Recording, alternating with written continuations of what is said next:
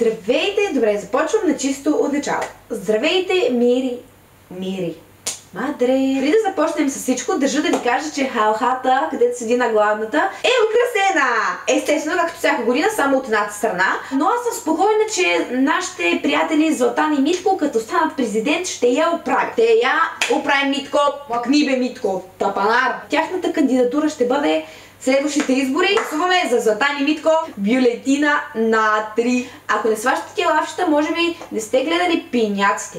Което означава, че вие нямате социален живот. И под социален живот имам предвид живот в социалната мрежа Facebook. Така, от една простащина на друга простащина, на трета простащина и бам в днешния клип. Днеска имаме една цвайка тема за обсъждане. Държа да кажа, че не гледам Big Brother, не ми харесвам. Преди го гледах, сега вече не го гледам, голяма боза стана. Но някога да остана безучастна на събитията, които се случват и че около мен непрекъснато се говори за това и че...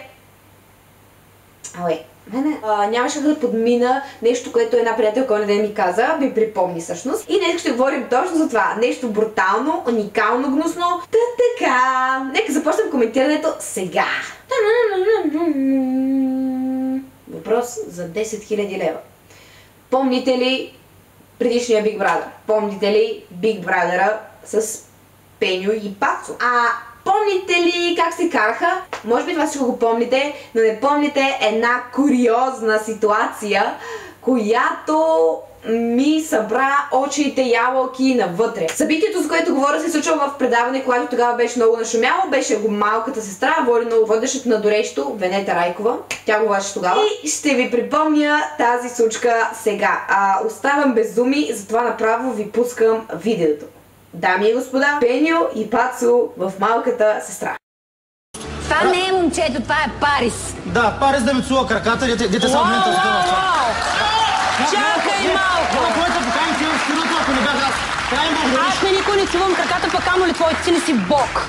Ти си просто някъде долу. Ти не си интересен, няма кой да гледате. Целият облеша, колкото му е парфум, колкото струва. Целият толкова струва.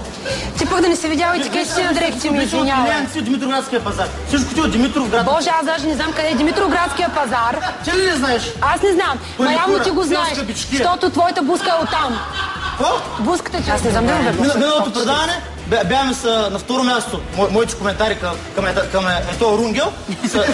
Можеш ти да живееш, Кулиба. Аз ли? И да съдиш по себе си. Моето име е струва от 200 000 евро. С лятна градина, с всичко. Сигурно имаше басейн. 2 на 2, една стая, като помярси там. Пловдив! И чакаш като нашко, не ми казах. Идват някакви богаташи, брат му переселя, Пенчо я прави по една свирка. Алилуя! Кой прави, бе? Не прави такива работи. Колко доноси има тук, аз за първи път ги чуем тези работи. Обвинения без... Не, първото, което аз не живея в Пловдив. Не проституира, бе, как ще проституира? Това го разбра всички хора, той проституира. Не, чакайте, не го спирайте. Идва ще оставя определението на вас. Първото, което аз живея в Стара Загора, не съм в Пловдив, не съм пък в БНБ апартамент. Що не защитикай? Защото си куч. Знаеш ли колко легенди се носят из космос за тебе? Моля ти се, не ме карай да разправям. Да. Кажи да чуем. Значи познавам 3 бармана от Космо. И ме посрещат като приятел. 3 бармана от Космо, единия даже живее в едно село близко до неговото Гълбово. Той ми разправя, че редовно там го мелят, когато идва. Как го мелят? В какъв смисъл го мелят? Ево, аз се заклевам, Господ ме свидетел кръст. Моят закълна. Ще ли си хора от Космо, тебе там сте били?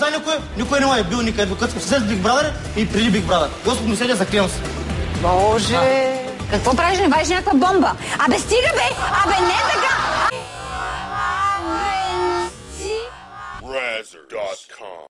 Не така! Това е моята сперма. Това да служаш. Моята сперма по тебе. Това да служаш. Дето казваш, че смислени работи. Бела, били после. Няма да умира после. Това е част от моята сперма. Даването веднага. Перфектно. Моята сперма. Даването веднага. Как ще ме предаваме на петилото си? Знаеш какъв рейтинг става? Не. I don't want to live on this planet anymore. I need someone to kill me with a cum shot. Now! Къде и да си скрия главата? Няма място. Мисля, че ме е срам от това, което гледах. Вече не. Започвам. Значи, мразя някакви селски същества, които си мислят за много големи. Аз всъщност е много голямо нищо. Не знам дали спомняте тогава, аз се спомням тогава много следях този Big Brother. Този Пеньо, когато още не се беше разкрил, че е мъж, Пацо му налиташе, флиртуваше с него и после като видя, че е мъж, урони големото достоинство. Някакво там селско гълбовско вратарче тръгнало тук да ми полия хората с пера. Чакай малко езида. Той Пеньо само се източи, сеш си ми се прави тук на големия мъж вече станал. Голем скандалджия, голем играчове, баце. Не знам някой дали те бил баро, ама хой си търчи с една топка и си дръж твоите за боксерките. Видяхме колко са плодотворни. Искаш да целуваме? Аз съм футболист. Добре, хора, не искам да ви губя повече време. Последното нещо, което искам да кажа е, че ако Айнщайн при живе е бил в България и е гледал Big Brother, може би ще да възкликне: космоса и човешката глупост са безкрайни. Като за едно съм супер-дупер мега убеден на квадрат. Попи. Където пи е Пацо, селския пичка. Което ще хейтне малко. Естествено, моите клипове винаги хейтвам. Защо винаги хейтваме, човек? Добре, второто нещо, което иска да говорим е чалендж. Искам хора да изплувам от този чалендж. Какво подялите си мислите, че правите с този чалендж? Вие го правите, защото искате да сте известни, да го споделите на сата някакъв известен блогър и той, който е правил този чалендж, и така да натрупате малко гледания. Но хора, не, вие не можете да пробиете в YouTube с един чалендж.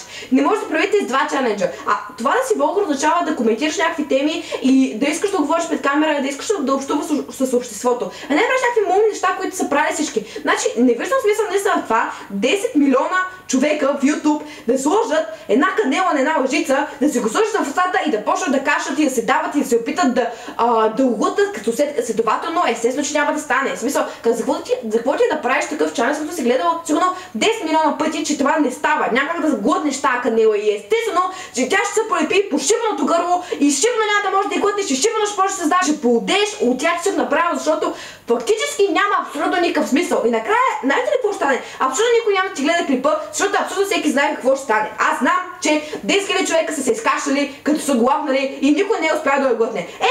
Congratulations, че разбра, че и ти няма да си мега специалния пратеник на Хагрид, който да успее. Окей, спрете да правите някакви неща. Или ако правите чалендж и взете някакъв готин, оригинален чалендж, който никой не е правил, и сложете начало на своя собствен чалендж. Например, запали чалендж to make a fire with your hands. Fuck the camera in front of the people in the... Или един много забавен и ефективен чалендж, който Баев беше споменал в един свой клип.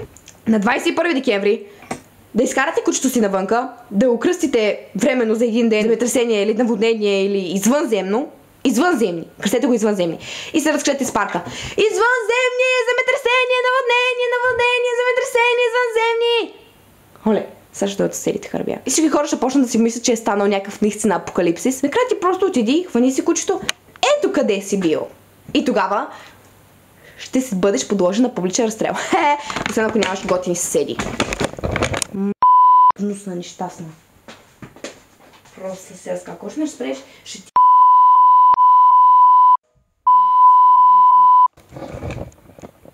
Апарата ми спря да работи, след като най-много се бях развихрила. Сега трябва да се развихра втори път. The evil comes. О, не, аз не съм майстър ще.